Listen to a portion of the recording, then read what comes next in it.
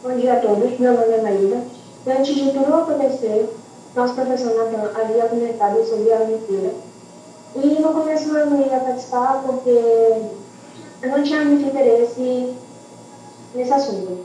No entanto, com o incentivo dos meus amigos que estão aqui presentes, tive a grande oportunidade de chegar até este momento.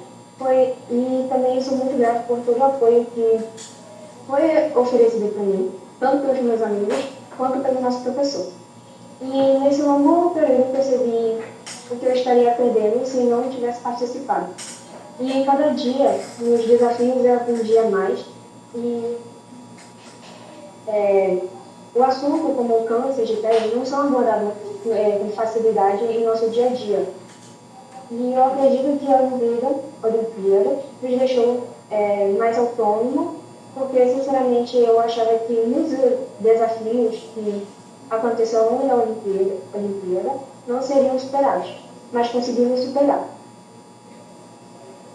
E também isso realmente abriu a minha mente para querer aprender assuntos novos que normalmente no nosso dia a dia não são abordados e tornar algo diferente de um jeito bom. Alguém mais curioso para querer aprender assuntos novos e também com vontade.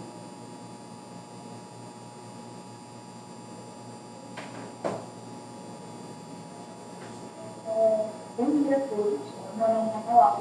E no contexto da escola anterior, eu gostaria de compartilhar sobre minha experiência em algumas Olimpíadas. Essas Olimpíadas, elas são muito competições. Elas são verdadeiros laboratórios de aprendizado, onde desenvolve o nosso potencial, enfrentando vários desafios de forma real e desenvolvendo habilidades que vão da sala de aula para a vida.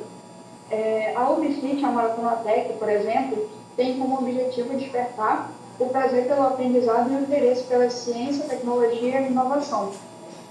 Na minha experiência, eu senti que me ajudou muito a incentivar esses estudos e eu gostei porque aborda muito mais do que o que a gente já conhece no nosso dia a dia, como física, matemática, biologia e assuntos mais amplos, como genética, computação quântica, energias renováveis, sustentabilização, entre muitas outras coisas. Outro exemplo também é a Olimpíada de Segurança Cibernética, que em um mundo cada vez mais digital, formar e trazer essas Olimpíadas para a gente ajuda a proteger sistemas e dados e principalmente preparar a gente para desafios do mundo digital. Para essa Olimpíada, eu tive o privilégio da minha dupla ser a Giovana, um dos nossos membros daqui, e essa Olimpíada nos ajudou muito ensinando conceitos avançados, principalmente não só em segurança de informação, em geografia, mas também desenvolver ensino lógico, principalmente para a gente cartografar, achar conceitos dentro de vários sites, várias imagens, desenvolver esse processo. Também trabalho em equipe, a gente precisou muito trabalhar em equipe para não se perder, não fazer a mesma coisa e muito pensamento estratégico para não perder tempo. Não fazer uma questão, pula para outra e até conseguir. E isso nos ajudou muito. Essas experiências mudaram muito a gente, principalmente para a gente ficar mais preparado, confiante e até mesmo engajado em vários assuntos que no nosso cotidiano não se tem muito, como a Maíra havia falado. Nós aprendemos a lidar com a pressão, a ansiedade, e eu senti muito que me ajudou, porque entrando em várias Olimpíadas, eu vi que é tão muito na ansiedade e no meu desenvolvimento.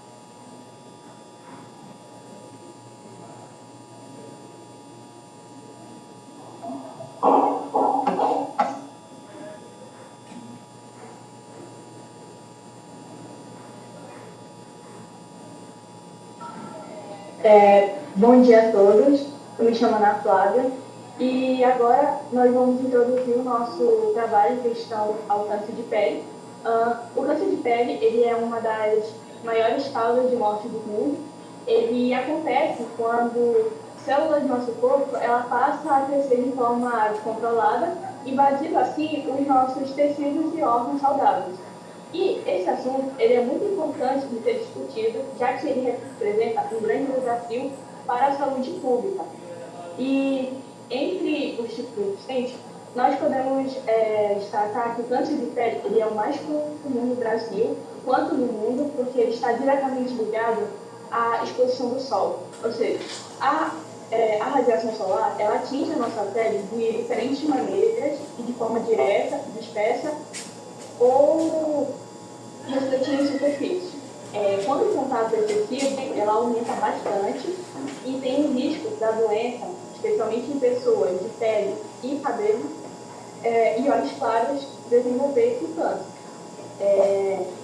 Esse tipo de câncer, ele surge quando as células da pele começam a se multiplicar sem controle e elas se dividem em dois grupos principais, que seria o melanoma, que é o mais raro e o mais agressivo, e com alto risco de se espalhar pelo corpo. E nós também temos o outro, que é o não melanoma, que é o mais frequente e possui maiores chances de cura, que embora também possa causar danos sérios se não for tratado.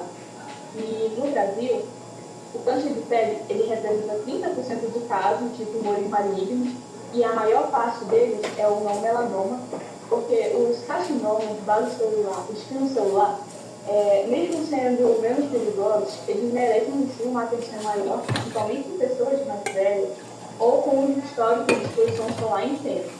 E apesar disso, nós temos uma boa notícia que quando o câncer ele é descoberto mais cedo, tem uma alta probabilidade de cura.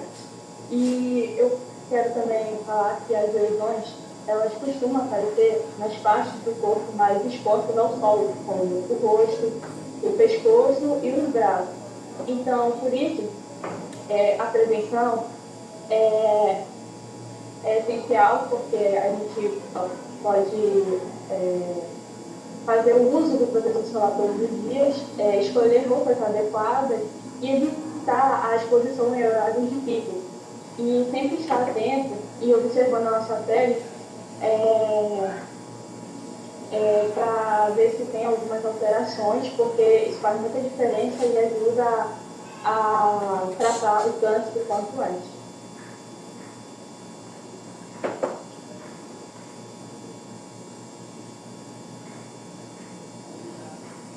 Bom dia, pessoal. Bom, me chamo Tama, agora eu vou adentrar um pouco mais na questão do assunto dos carcinomas. Como a Ana Flávia tinha falado anteriormente, é classificado o não melanoma e o melanoma, sendo o não melanoma o CBC e o CSC, que é o bato celular e o espino celular. Sendo eles os dois principais, o bato celular é o mais comum, que ele tem a questão do neoplasma, ele vai ser derivado das células não queratinizadas e vai ser dessa origem fibroblástica. Muitas vezes tem os subtipos deles, que são o nodular, o pigmentado, o cístico, superficial e o micronuclear. E ele é responsável por 70% dos diagnósticos, já o CSC ele é responsável por apenas 25%. O CSC, que é o espino celular, ele é o segundo tipo de câncer cutâneo mais comum. Ele normalmente é uma neoplasia epidérmica que vai afetar principalmente os idosos. E normalmente são homens com mais de 70 anos. Pessoas como citado, pele clara, olhos azuis, cabelos ruivos, que são essas pessoas que estão dentro desse fator de risco, que é do fatotipo 1 e do fatotipo 2. Já a questão do melanoma, ele é um câncer de pele originado nos melanócitos, ele vai ser principalmente predominante em adultos brancos. E, além de ser uma neoplasia primária da pele, é agressiva e invasiva. Normalmente ela vai ter, a maioria vai ser cerca de 91,2%, vai ter na origem na pele e nos demais, vão se encontrar nos pontos, tipo 5,3% são melanomas oculares, 1,3% tem origem nas membranas mucosas e 2,2% são nos tumores de sítio primário indeterminado. Tem toda a questão do melanoma, que é a questão do autoexame do ABCDE, que é uma regra, que é a simetria, borda, cor, diâmetro e elevação. E tem toda a questão da taxa de sobrevida, dependendo do quanto antes for achado o caso desse câncer ou não, vai aumentar a taxa de sobrevivência da pessoa, dependendo do diâmetro. Então, vale toda essa questão de ter a prevenção e o cuidado da pessoa, porque muitas pessoas acabam não tendo muito conhecimento sobre isso e elas ficam, quando a pessoa diz que tem uma mancha no corpo, mas muitas vezes pode se desenvolver futuramente tornando-se algo maligno. Então, vem toda essa questão de a pessoa ter o conhecimento da questão do câncer. Então, agora eu vou passar a próxima fala para o Caio Gurgel.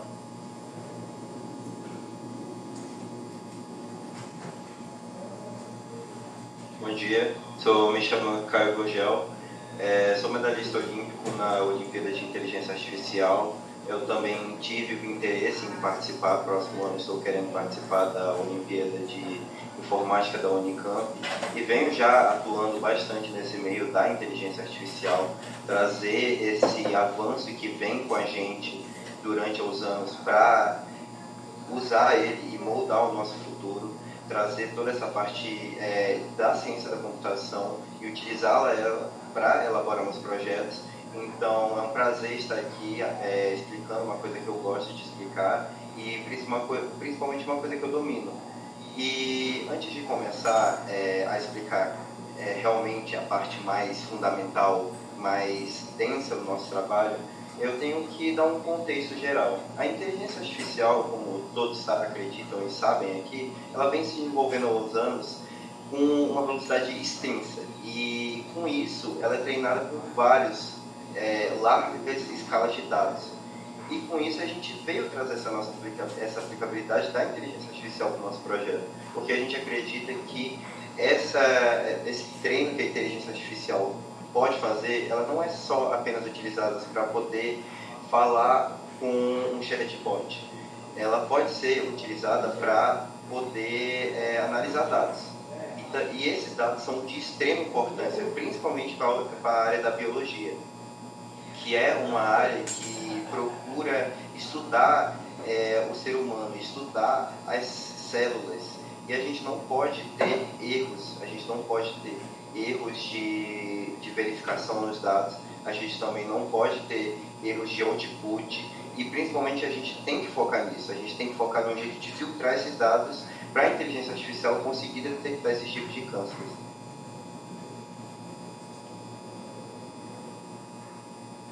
Agora eu vou explicar como vai funcionar a partir de agora essa parte mais densa e comigo a gente vai começar com os fundamentos, que é a aplicabilidade da inteligência artificial, que a gente pode fazer. Eu vou explicar toda essa parte teórica que a gente precisa ter um fundamento já prévio para poder entender o que a gente está fazendo e como essas informações vão ser analisadas.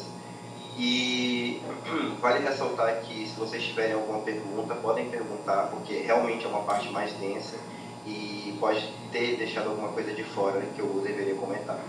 E depois a gente vai passar para a parte dos biomarcadores, que é uma parte mais relacionada à medicina, que é como a gente extraiu esses dados, da onde que a gente pegou todos esses dados para poder fazer esse treinamento com a IA, fazer esse treinamento com o ChatGPT ou com dentre outras várias. E para terminar, a validação, para a gente realmente confirmar se esses dados realmente podem garantir a confiabilidade, eles podem sim assegurar que uma pessoa foi diagnosticada ou não com câncer de pele, mesmo que isso não substitua o médico ou o profissional envolvido. Ela é apenas uma ferramenta para ajudar ele. Enfim, a gente vai começar agora basicamente como funciona o cérebro de uma IA. Eu acredito que todos sabem aqui que a IA não tem um cérebro tão complexo como o nosso, mas ela está buscando ter um. E como funciona, como ela pode filtrar todos esses dados para poder dar um resultado para a gente, na nossa língua humanificada ainda. Tem vários exemplos de inteligências artificiais que estão sendo aplicadas, como o carro autônomo, os chatbots, como o ChatGPT, o DeepSeek, entre outros, e as inteligências artificiais industriais, onde eles só focam em fazer uma tarefa autônoma, que é em repetição. E aí surge a dúvida de muitas pessoas, como a inteligência artificial consegue aprender, consegue distinguir essas tarefas tão diversas como um carro autônomo e um chatbot. E algumas pessoas até acreditam que é mágica, que ela vem filtrando esses dados como mágica, que ela realmente é um ser humano, digamos assim, interpretando esses dados. Mas não, A inteligência artificial, ela funciona, como eu venho explicando, por dados. Ela não funciona por analisando coisas como nós temos nossos sensores sensoriais, como o olho, o tato, o olfato. Ela não funciona assim, ela só funciona apenas por dados. E com isso vem a importante dúvida de como a gente pode filtrar esses dados para poder fazer eles úteis. E com isso eu vou explicar um pouco mais adentro de como funcionam essas redes neurais da inteligência artificial. Basicamente, a inteligência artificial é um grande bloco de informações que são filtradas, eu vou explicar como elas são filtradas daqui a pouco, e são filtradas e assim elas dão um output para a gente. E vai da gente, humanos, validar se esse output é realmente o que a gente quer ou não. E vale diferenciar uma coisa que foi bastante importante nesse trabalho, que está aí no slide, que é a diferenciação de chatbots de LLMs. Muita gente acredita que a inteligência artificial é apenas uma coisa, é apenas um dado, tipo o ChatGPT é apenas uma coisa, mas não. O ChatGPT, o DeepSeek, o Gemini são vários modelos, e os modelos são caracterizados em diferentes funções, o que eles precisam fazer e o que eles deveriam ignorar, para poder filtrar os dados, para dar o melhor output para a gente. E nisso, no nosso trabalho, foi utilizado principalmente chatbots, como o ChatGPT, que são já modelos treinados, que vêm sendo treinados. Especificamente foi utilizado o ChatGPT 3.5 e dentre outros que eu irei explicar. Mas também foi utilizado um código Python rodado, mais focado com uma LLM. Aí, esse código ele foi utilizado para filtrar as informações das células, que eu também vou explicar como elas são adquiridas. Mas, principalmente, é importante diferenciar os chatbots e LLMs. Os chatbots precisam ser treinados com essas grandes escalas de dados. Então, a gente não pode ter uma certeza que ele realmente vai cumprir a tarefa que a gente deu para ele, vai realmente filtrar os dados direitinho. Porque tem várias nuances que ele pode ter durante essa filtração.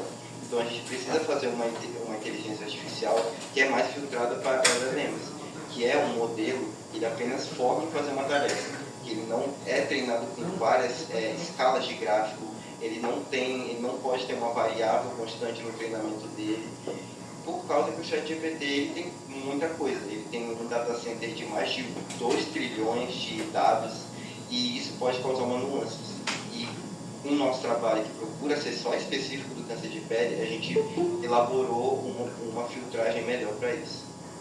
E sobre as diferentes formas de análise, no nosso trabalho a gente focou nessas diferentes formas de análise. Como a gente quer fazer um diagnóstico, mas não um diagnóstico que, como eu falo, substitua a pessoa, a gente quer fazer uma inteligência artificial e treinar o ChatGPT para que ele possa desenvolver o raciocínio dele e explique esse raciocínio para a gente, para poder a gente ver esse raciocínio, ver se está correto e ver principalmente o mais importante é o output dele. Saber se realmente aquela pessoa pode ser caracterizada como câncer de pele ou não. E ele vai explicar tudinho, toda a linha de raciocínio dele pra gente. Porque aí a gente, como humano, vai verificar se está realmente tudo correto. E agora eu vou explicar mais um pouquinho de como funciona o cérebro da inteligência artificial. Porque antes da gente fazer nosso prompt para enviar para o ChatGPT, para o DeepSeek, para o Gemini, a gente precisa primeiro ter essa noção de como ele vai analisar esses dados. E como eu já disse, o ChatGPT ele não tem todos os sensores que a gente tem. Ou ele só vai filtrando dados a partir da soma deles e a partir de uma função de ativação, que como vocês podem ver na imagem, é nessas camadas escondidas. E quando você dá seu output, que seriam as informações, ele vai quebrar em vários blocos. Ele, primeiro, interpretar sua linha. Segundo, interpretar o que você quer. Terceiro, interpretar o problema. Aí ele vai desenvolver o raciocínio dele. E o raciocínio dele passa por diversos jeitos de analisar, e onde ele considera até uns raciocínios errôneos. Aí ele filtra esses raciocínios para poder nascer um raciocínio melhor, para finalmente, depois de todas essas camadas, dar o nosso output. E o nosso trabalho é principalmente sobre isso. A gente quer entender o raciocínio da inteligência artificial e a gente quer entender como ela lida com essas informações. A gente não quer só apenas o output para saber se a pessoa está com câncer de pele ou não. A gente quer entender todo o pensamento da inteligência artificial. E aí foi até utilizado, vale ressaltar que foi utilizado técnicas de engenharia de prompt que eu aprendi, principalmente eu não desconhecia dessas técnicas na Maratona Tech. Foi realmente um aprendizado para mim saber que toda essa parte mecânica e como desenvolver melhor com a inteligência artificial, por causa que ela analisa a nossa palavra e ela não sabe, ela analisa principalmente letra por letra a nossa palavra para poder formar uma frase, para poder formar uma língua, aí que ela começa no raciocínio dela. E conhecer esse mundo por trás dessa inteligência foi realmente incrível para mim. Mas enfim, voltando para o trabalho, a gente utilizou, como eu disse, o ChatGPT 3.5, ou a nova versão Flash do Gemini para poder utilizar todos os serviços do Google, porque o Gemini é uma inteligência artificial que até por muitas é considerado atrasada, mas ele tem todo acesso aos serviços do Google, então realmente ele foi uma ferramenta muito necessária para fazer isso. E o DeepSeek, onde ele tem mais uma característica matemática e ele tem mais uma característica de LLM, porque ele não interpreta muito bem as palavras e até quem já usou sabe que precisa ser muito específico com ele, porque senão ele vai te dar um resultado que não é do seu favor. E ele foi utilizado principalmente para filtrar esses dados e com isso a gente pegou todos esses dados já filtrados no ChatGPT e jogou no ChatGPT. Que o ChatGPT ele conseguiu, a gente treinou eles, fez várias sessões de treinamento, enviando os prompts, falando o que era para ele fazer, o que não era para ele fazer, o que era para ele consertar, e para trazer essa ferramenta para o ambiente profissional da medicina, para a gente poder assegurar que as informações são confiáveis, sim, e podem ser utilizadas. Aqui eu vou trazer mais um elemento gráfico de como funciona, para vocês terem uma ideia, um elemento mais visual para vocês verem essa filtragem de dados. E nessa imagem, como eu venho explicando, a inteligência artificial é filtrada com vários tipos de informação, e aí só exemplifica nessa imagem como ela é grande e como ela vai filtrando esses dados até dar esses pontinhos pequenos que são os outputs que a gente quer. E vale ressaltar que a gente pediu também cada raciocínio do ChatGPT, a gente não pediu só apenas um raciocínio dele, e para poder escolher entre os 5 raciocínios deles, ele dava uns 10, para poder realmente escolher qual é o melhor e qual é o nosso agrado, e qual ele deveria continuar fazendo, e como ele deveria pensar.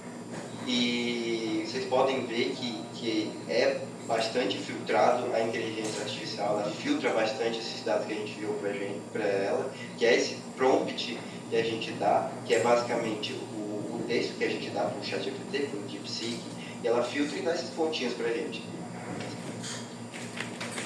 E agora a gente vai para a parte biológica, né? Por causa que eu expliquei toda essa parte da inteligência, de como ela funciona, de como ela filtra esses dados, mas a gente realmente precisa saber de onde que vem esses dados, como a gente pode utilizar essa inteligência, esse cérebro que apenas funciona com dados, para poder usufruir de todos eles e poder dar um resultado bom para a gente. A gente precisa ter uma espécie de jeito de coletar esses dados biológicos de células para poder serem analisados. E com isso vem dar a resposta, que foi usado no nosso trabalho, resultados do flow cytometry, que é basicamente uma ferramenta muito importante para a medicina, que é onde ela analisa as células de uma por uma e analisa os resultados que elas dão durante sessões treinadas com proteínas, ou seja, a célula está lá, ela reage com uma proteína e com isso se dá um output. E essas informações são muito importantes para poder dar esses resultados, e a gente precisa para descobrir se a pessoa realmente tem um câncer de pele ou não, tem alguma coisa acontecendo ou não. E todos esses dados vão ser enviados para o ChatGPT, vão ser filtrados pelo DeepSeek e também vão ser analisados pelo Gemini, como eu já disse. E agora a gente precisa ter mais uma fundamentação para entender melhor a partir de agora como funciona essa parte biológica e realmente se esses dados que a gente está tirando são confiáveis para poder jogar no ChatGPT. E nisso eu vou passar a fala para a Sofia, que ela vai explicar mais uma parte de biomarcadores, uma parte mais biológica de todo esse assunto.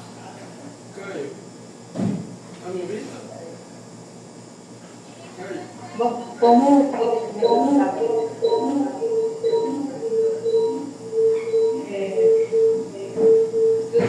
coisas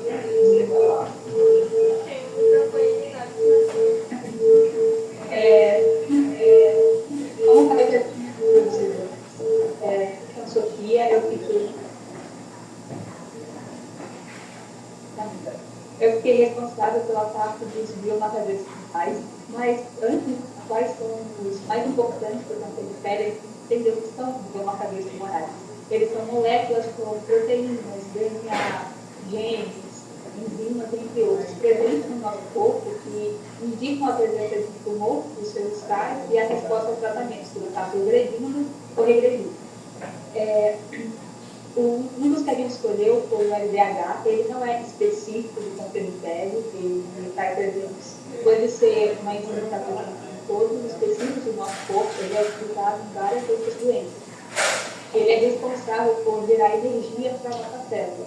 E a partir do momento que uma doença ela gera uma lesão em algum tecido que possui o LDH, as células desse tecido liberam ele no sangue em outros tecidos do corpo, como o tórax, e esse nível de LDH ele pode ser medido através de exames que vão contar eles a partir de feixes de luz, de mais ou menos 300 nanômetros.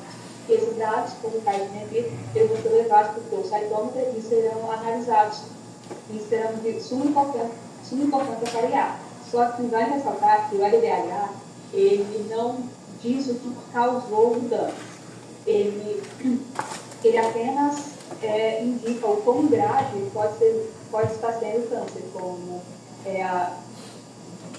a leucemia, os linfomas, o câncer testicular e principalmente o melanoma. E o específico do câncer de pele, existem vários, mas a gente trouxe o P53, que ele é um gene supressor tumoral. Ele desempenha o papel de congelar a célula quando apresenta um dano no DNA.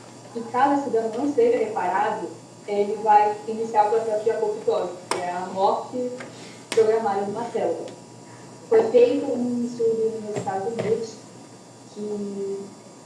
com pessoas que tinham manchas malignas e benignas e foi testado positivo para uma correlação direta do P53 com essas manchas malignas. Porque de 25 dos pacientes que foram usados no teste, 19 apresentaram alta taxa de P53, enquanto os que tinham manchas benignas foram apenas 7 de 25. Em casos de você ter assistido mais recentemente, tem o gene CDK120, que ele é responsável pela liberação do P16, que vai gerar com que essas células tumorais elas se espalhem para o resto do corpo com mais facilidade. Mas de importante no nosso trabalho são só esses três. O Caio vai continuar explicando como que esses biomarcadores eles são definidos pelas IAs. E por agora a minha parte acaba.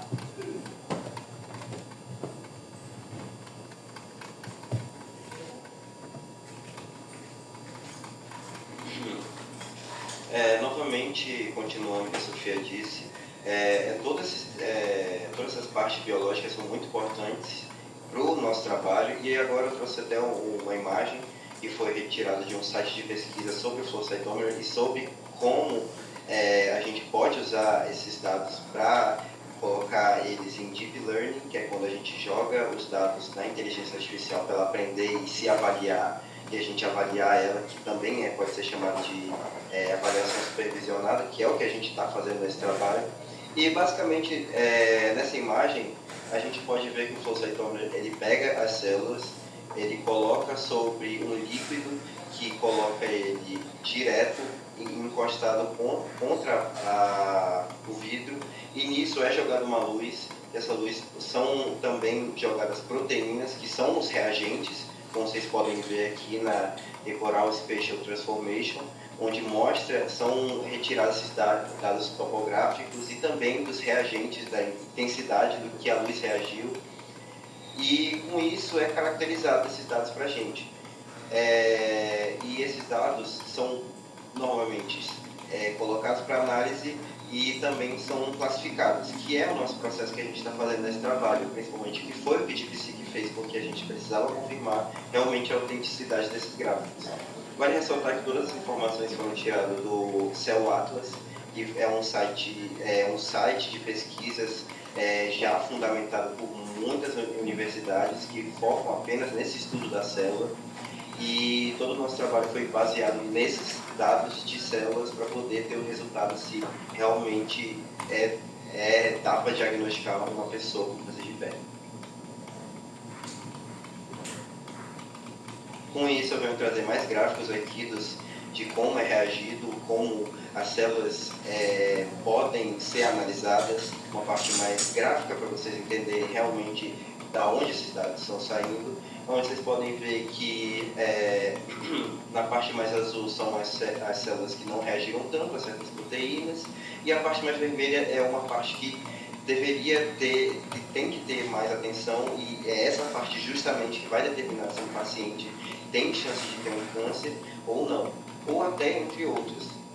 E essa parte vermelha também, como eu já havia dito, não é só importante para o câncer de pele, que ela pode indicar outras deficiências também da pessoa, mas só que a gente estava principalmente focando em filtrar esses dados com DeepSeek para poder dar essa mais pegada para o câncer de pele.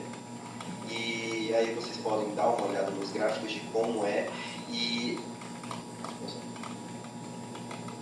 agora aqui são os resultados já enviados para o DeepSeek e analisados pelo ChatGPT após várias sessões de treino.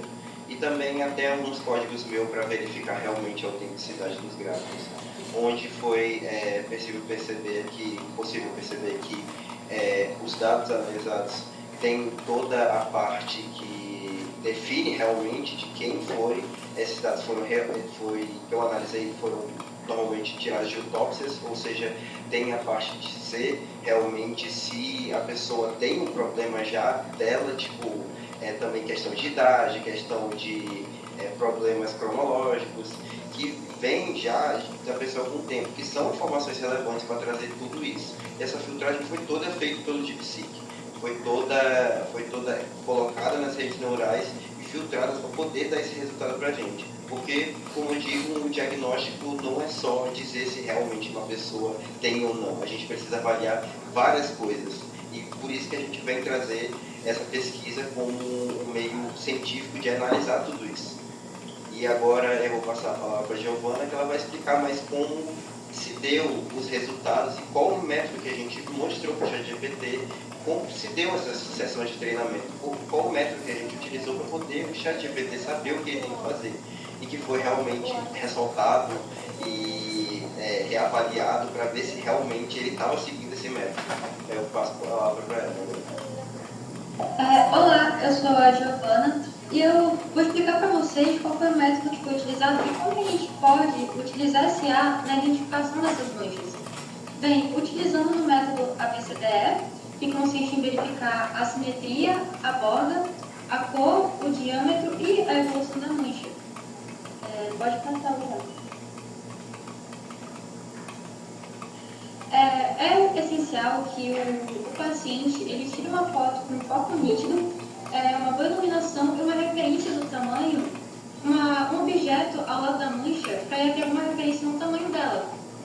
É recomendado também que essa foto, essa imagem, ela seja repetida com o passar do tempo com um melhor acompanhamento.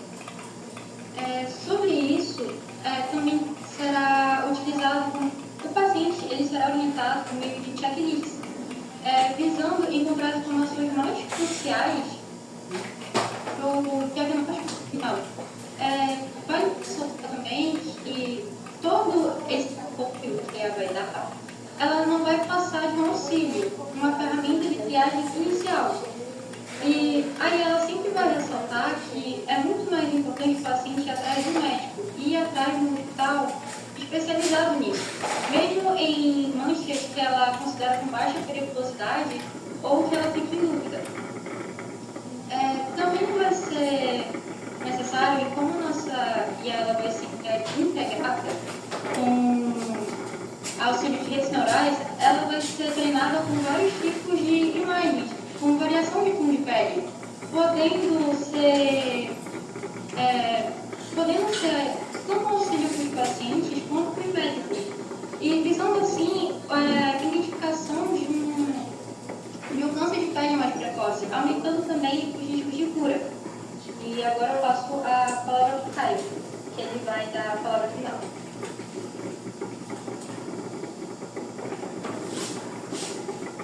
Agora eu vou explicar como foi feita a validação desses dados, porque, de novo, a gente está reforçando realmente que esses dados podem ser confiados por pessoas que atuam nessa área, e se não, eles podem ser analisados em busca de achar um jeito de poder treinar a inteligência artificial para realmente detectar e dar essa tão importante informação que é se a pessoa está diagnosticada ou não com câncer de pele, e se sim, caracterizar o câncer de pele.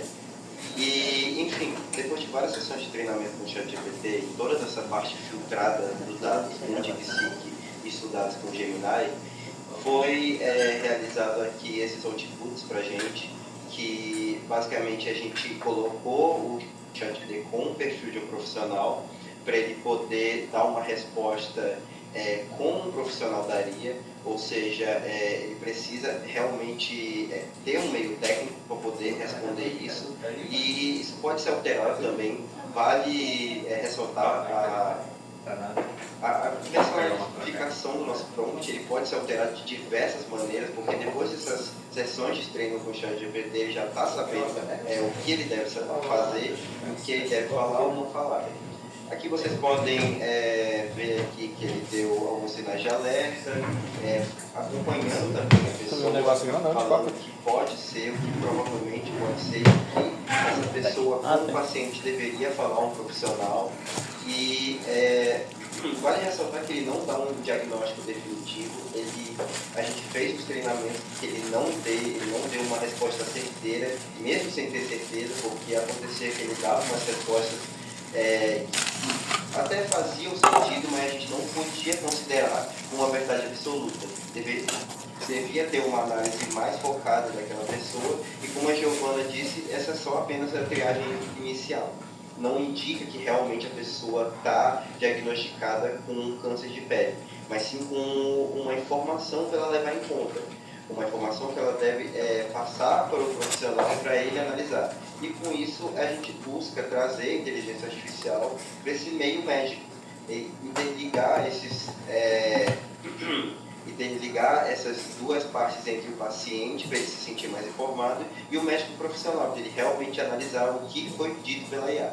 E com isso a gente pode elaborar triagem mais rápida, a gente pode fazer o processo de análise desse tipo tão cauteloso e tão demorado ser mais rápido, assim buscando um futuro melhor, visando uma medicina, um diagnóstico mais rápido para o paciente. E ressaltando de novo que a gente não está querendo substituir nenhum profissional, e a gente não está querendo também fazer um autodiagnóstico. A gente está querendo fazer uma ferramenta de informação utilizando a inteligência artificial como um carro-chefe para isso.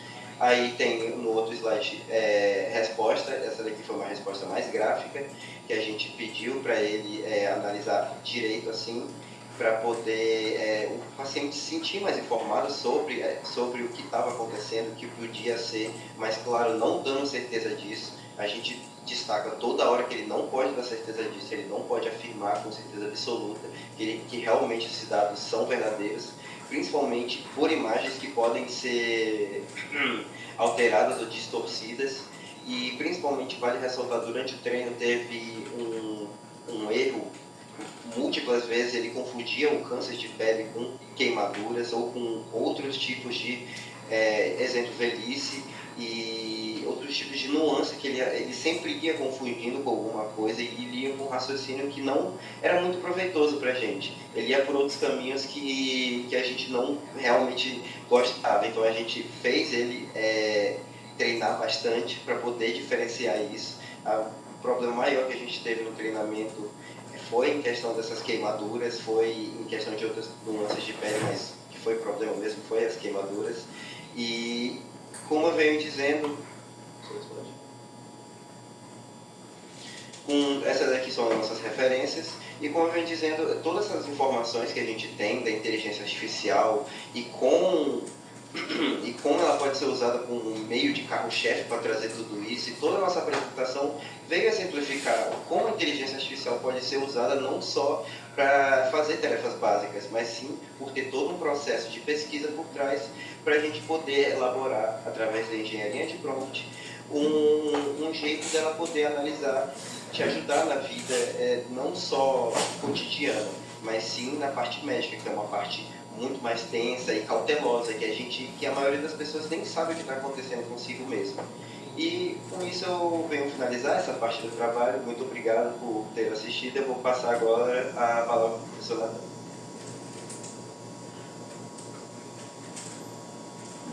Para aqui a apresentação. Haja coração, né? Gente, esse foi um trabalho que nós desenvolvemos para uma empresa específica, né, a Maratona Tech, onde ela deixava bem claro que precisava treinar IA, uma situação, deixar claro qual seria o profissional utilizado. E o que mais pegou foi esses testes. Onde mais se destacou o trabalho foi quando os alunos começaram a fazer esse treinamento, né, esse refinamento do que era dado para a IA. E quando eles falaram, professor, vamos para cá, vamos ali, vamos fazer isso. Eu dizia, meu Deus, gente, já está chegando no caminho que eu não sei.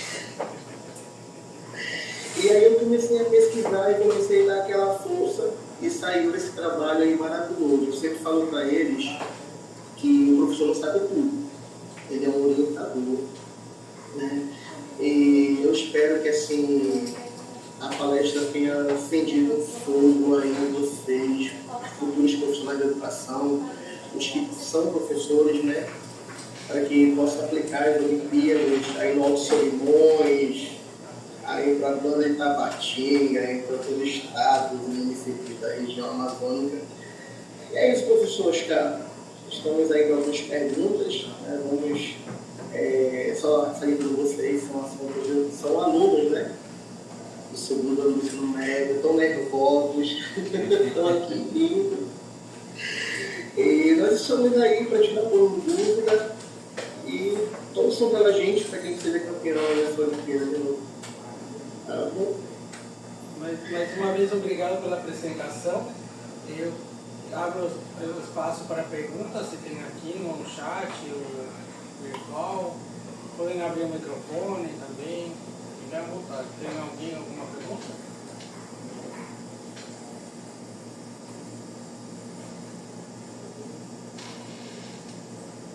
Bom, quando pensa nas perguntas, eu tenho várias, na verdade. Mais uma vez, parabenizar o trabalho do professor Natan, é assombroso que todo tem conseguido com essa equipe maravilhosa. Um detalhe importante, né, que você ressaltou, são alunos de ensino médio, certo? Todos eles. Isso é realmente incrível. Para mim é um prazer enorme e muito respeito para o trabalho que vocês estão fazendo, porque é muito importante e é pioneiro, né? Na verdade, vejo que vai muito além do uso do chatbot, assim, como todo mundo faz, né, hoje em dia. Só faz perguntinha para ChatGPT ou Gemini e responde, né? Ele pergunta e responde. Então eu uso bem elementar, né? Eu vejo que você já está fazendo um uso real, assim, potencializando tudo que pode fazer a IA, né? Realmente, né? Assim que espero ter esses alunos algum dia comigo, né? Manda para cá. Né? Seria maravilhosa, né? Olha, tem um aqui que... Não, eu estava pensando, pelo amor de Deus, manda para mim, né? Manda para mim, porque seria muito bom, muito bom. Não sei se vocês já sabem, né? Uma possibilidade que tem que explorar é o IMPATEC. Né? O IMPA, Instituto de Matemática Pura e Aplicada, lá no Rio de Janeiro, ele já tem ciência de dados, né? Mas também, como olímpico, tem a possibilidade de entrar no mestrado, né, também. Os olímpicos pulam a graduação completa, não precisam e já vão para o mestrado. Né? Se o menino rende, dá conta, vai para o mestrado, pula a graduação. e depois direto do doutorado. Eu conheço vários olímpicos, né, que fizeram isso. Então, incentivo para que pelo menos tentem, né? Tentar já direto no mestrado, para não perder muito tempo, né? Porque às vezes está enrolando um aluno bom e ele pode fazer pesquisa, então vai embora. Essa é a filosofia. Então tenta lá, né? Se não, estou aqui também, adoraria ter um aluno de graduação desse jeito, né? Como dado curioso, eu ontem comecei a falar com meus alunos da graduação, da licenciatura em matemática do DeepSeek, para que eles comecem a utilizar o chatbot. Simplesmente para resolver um probleminha, né? Você coloca o enunciado do problema e ele te resolve o problema. É assim, pelo menos já tentar incentivar eles a usar, né? Mas, é claro, esse jeito avançado que vocês estão fazendo está muito longe ainda para a gente usar. Então, realmente, parabéns por isso. Mas a minha pergunta era sobre o uso de várias IA, na verdade. Né? O Caio comentou as várias, porque a gente fala da IA, né? Como se fosse uma única máquina, mas vocês, na verdade, usaram vários modelos para encontrar a resposta, né? Para mostrar. É isso mesmo? Não dava para, por exemplo, fazer com o DeepSeek sozinho todo o processo? Por quê? O ChatGPT, por exemplo, tanto que falam dele, né? Por que não fizeram só nisso? Só no... Vamos lá, professor. Uma frase que ficou quando a gente fez a defesa para a Olimpíada, o Caio falou bem assim. O DeepSeek, ele fazia uma parte humanoide, já o ChatGPT transformava em algo humano.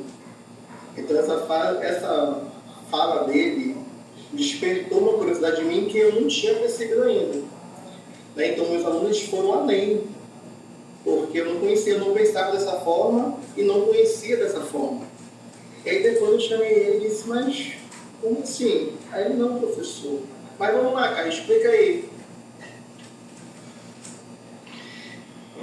A parte de utilizar vários modelos de IA no nosso trabalho foi realmente uma parte muito importante, muito técnica, que foi levada em consideração, por causa que o ChatGPT ele é um modelo já que muitas pessoas sabem que ele é gigante, ele foi o primeiro modelo já feito, disponível para o público pela OpenAI, e como ele realmente é treinado com um banco de dados gigante, o maior problema que a gente teve em utilizar ele, que ele foi nossa primeira opção para fazer o projeto todo, é que ele tinha muitas nuances, por causa que com esse treinamento todo, acabava que ele levava em consideração coisas que não levavam muito a parte de processo de análise de dados, como o DeepSeek, à frente. E também ele não tem acesso a tantos serviços do Google como o Gemini. Ele não podia, a gente não podia pedir para ele uma coisa e ele dava uma planilha no Excel. A gente não podia pedir isso. Se a gente pedisse para ele, ele ia fazer uma planilha e essa planilha na maioria das vezes ia vir quebrada. E a gente ia baixar o nosso computador e ir treinando, ir vendo as planilhas e até treinar ele para ele dar uma planilha correta era muito difícil. E mesmo assim, quando a gente pedia outra instrução para ele, ele também tinha outras nuances, ele já quebrava a planilha, aí a gente tinha que ajeitar a planilha, ver o que ele estava fazendo de errado. Então a gente decidiu fazer a parte de filtragem de dados com o DeepSeek, onde o DeepSeek ele tem já essa parte já feita só com a parte matemática, a parte programática, então ele foi muito bom para analisar esses dados. Não sei se eu conheço também, mas ele está batendo quase de frente com um modelo chamado Cloud, que é um modelo que eu não tive acesso, infelizmente, que ele é um modelo já pago, e ele é muito bom para fazer esse tipo de análise, mas como ele não estava ao meu acesso, eu fui para a segunda melhor opção, que é o DeepSeek. E onde também eu utilizei o Gemini para ele ter esses acessos aos sistemas do Google, a nuvem também, ele podia colocar coisas direto no meu Drive, e coisa que nem o DeepSeek nem o ChatGPT fazia. Como eu disse, o maior problema foi analisar a planilha do Excel, que toda hora estava saindo quebrada, toda hora os números estavam se juntando, ele não conseguia formar um raciocínio correto, e algumas vezes o ChatGPT tentava humanizar demais os dados, e acabava que ele errava.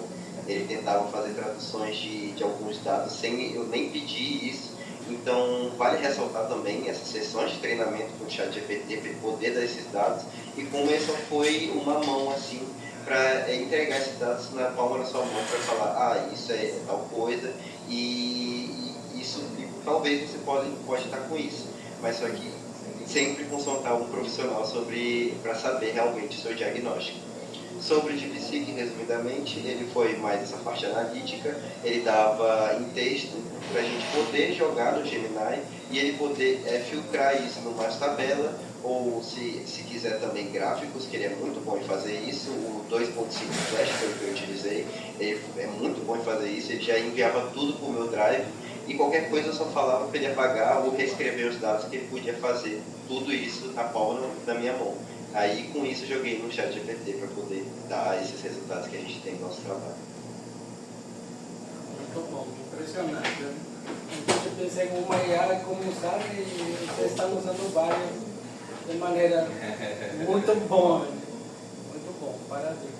Então, outra coisa que eu queria ressaltar ali na parte técnica, né, o resultado que vocês tiveram sobre câncer de pele. Pensando aqui desde o interior do Amazonas, o baixo acesso que tem à saúde, né, o problema de acessibilidade de ir até Manaus, talvez pensar em um diagnóstico precoce, né, para a pessoa, né, que não pode ir até Manaus, né, acho que é uma alternativa, né, pelo menos para alertar a pessoa, né, olha, pode ser, como você disse, não é um diagnóstico, né, médico, mas pode ser que tenha, né, então acho que seria realmente uma ferramenta bem útil. Vocês já testaram isso ou eram dados que vocês tiveram? Por exemplo, tem algum dado aqui de Tabatinga? Conseguiram alguma coisa assim para testar? Pois é, professor. Nós, o teste que fizemos foi mandar fotos, né? E ele dá um parâmetro. Como a Olimpíada não pedia assim, uma opinião concreta de um profissional, entendeu? Uma coisa muito mais robusta, a gente tentou se limitar às bibliotecas que tinha, né, os livros, as referências. A Sofia tem um parente que trabalha na área e ela foi lá perguntar algumas coisas. Mas assim, acho que já para essa parte nós precisaríamos de um profissional bem mais concreto na área para poder dar essa ajuda, né? Para poder dizer, olha, realmente a resposta foi certa ou a resposta não foi. A gente se baseou na literatura, porque a gente tinha ainda opiniões do conhecido da família da Sofia. Porque pensando aqui, por exemplo, seria uma ferramenta, né? Pelo menos para dar um alerta, né, para as pessoas, aqui em Tabatinga especialmente.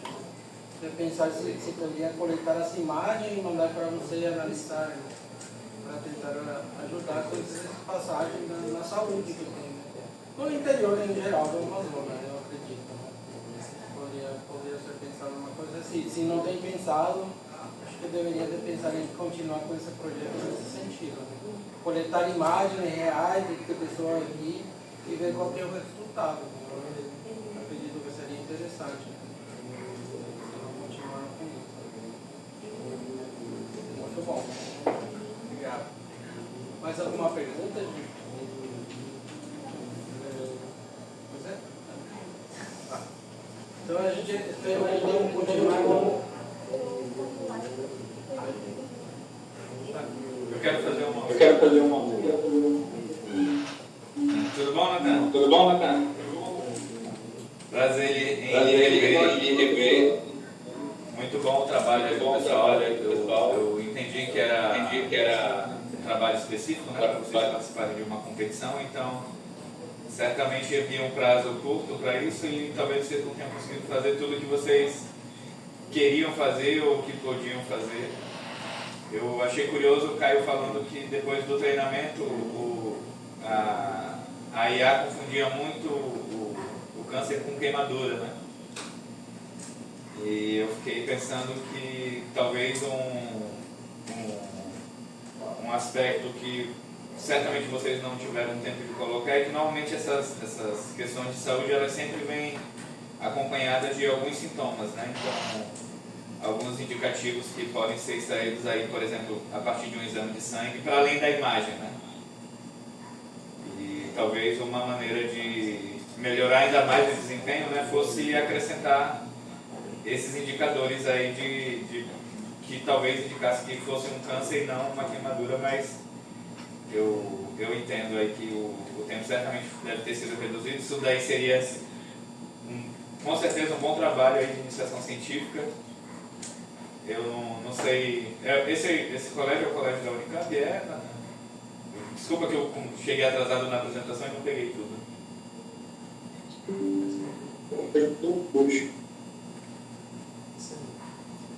Você pode repetir que eu não entendi. Colégio Dom Bosco. Ah, sim, bacana. E certamente toda essa turma aí tem um futuro bem legal aí pela frente, como o Oscar estava falando, né? Com muita potencialidade, e explorar essas ferramentas que realmente são as ferramentas que estão aí disponíveis, né, hoje em dia. Eu sempre falo, né, tem gente que confunde e acha que essa nova geração elas dominam as ferramentas, e não é bem verdade. Mas para dominar a gente precisa treinar mesmo, assim, né? Então, agora deu para perceber que os alunos que apresentaram hoje certamente já começam a ter um domínio muito bom da ferramenta, né? Porque é necessário fazer esse treino. Então, eu acredito que, para além de tudo que vocês conseguiram, um resultado muito bom foi esse, né? Poder fazer com que eles começassem a realmente ter domínio dessas ferramentas e entender como de fato elas funcionam.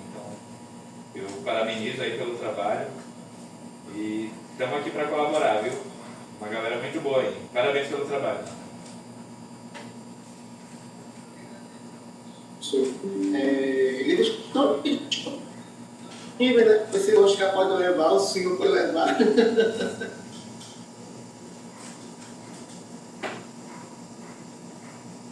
bom.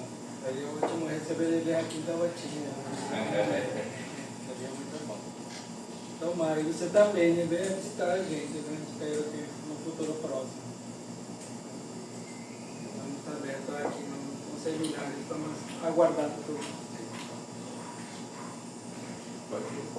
Então, tá. Queremos agradecer a participação de todos, né? Esperamos que seja a primeira de muitas vezes.